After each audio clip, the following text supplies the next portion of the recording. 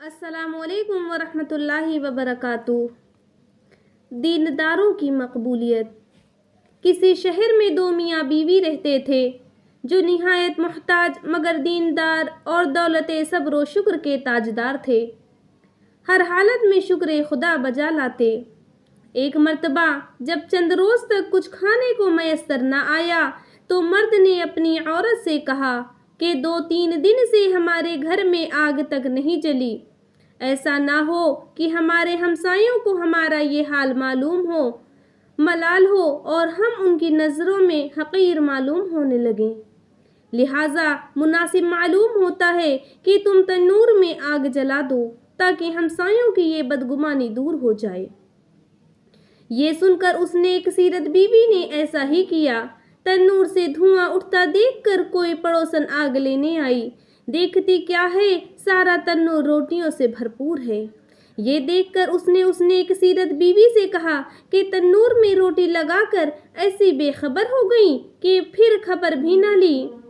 ये सुनकर घर वाली औरत ने जाकर तन्नूर को देखा तो वाक़अतन कुदरत खुदा का अजीब तमाशा नजर आया और तन्नूर को रोटियों से लबरेज पाया, जिनको निकाल कर उसने शौहर के सामने ला कर रखा और वो खुद हैरत में हो गई कि ये क्या माजरा है। ये देखकर उसके शौहर ने बताया कि उसमें हैरत और ताज्जुब की क्या बात है। वो कादिर मुतलक तो इससे भी ज़्यादा हज़ारों कुदरतें रखता है। फिर सब घर वालों ने खूब शिकमसेर होकर रोटियां खाईं और खुदा का शुक्र अदा किया। अब औरत ने करीने से पहचाना कि मेरा शौहर साहिबे करामत है और ये सब कुछ उसकी क़ुव्वत ईमानी का ज़ुहूर है। कहने लगी, जनाबे बारी में ऐसी दुआ करो कि वो हमको कोई ऐसी चीज़ इनायत फरमा दे जिससे दुनिया की रोज़ रोज़ की फ़िक्र दूर हो जाए और फारिगुल बाली के साथ हम दिन रात खुदा की इबादत में लगे रहें। शौहर ने कहा, वो हमारे सब हाल से वाकिफ़ है और जो उसके नज़दीक बेहतर होता है अपने बंदों के साथ वही करता है। उसमें अर्ज़ मारूज़ की क्या हाजत है।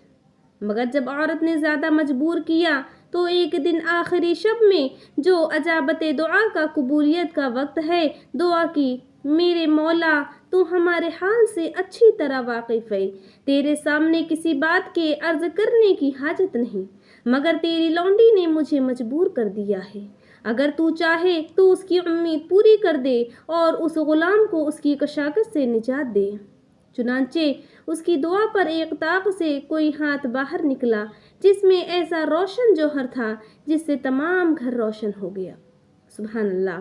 फिर वो हाथ गायब होकर ताक बन गया। ये देखकर शौहर ने बीवी को जगाया कि जल्दी उठ, खुदा ने तेरे दिल की मुराद पूरी कर दी। ये सुनकर वो औरत झुंझलाई हुई बेदार हुई कि मुझको क्यों जगाया। मैं तो एक लतीफ़ ख्वाब देख रही थी कि जन्नत हर तरह से सजी हुई है और उसमें एक निहायत उम्दा मकान ज़रो जवाहर से बना हुआ इस कदर मुज़य्यन और रोशन है जो आफ़ताब आलमताब को शर्माता है।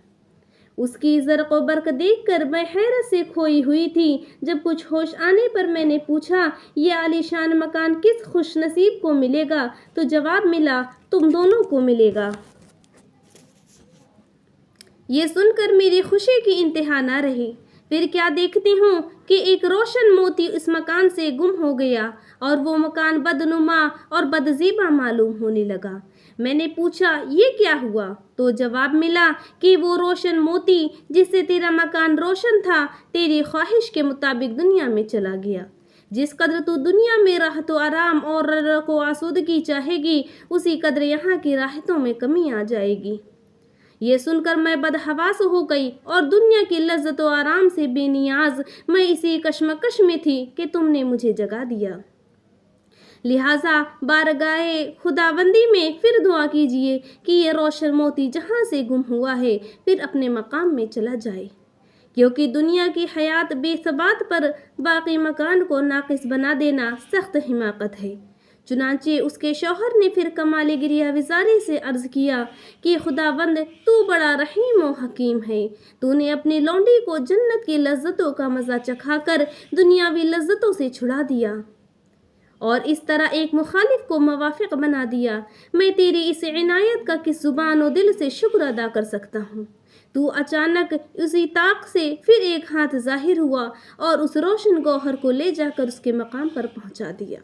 سبحان اللہ، اللہ کی کیا عجیب قدرت ہے کہ اپنے فرما بردار بندوں کو دنیا ہی میں جنت کے دیدار سے مشرف فرما دیتے ہیں۔ وہ زیادہ سے زیادہ لائک، شیئر اور سبسکرائب کر کے میری حوصلہ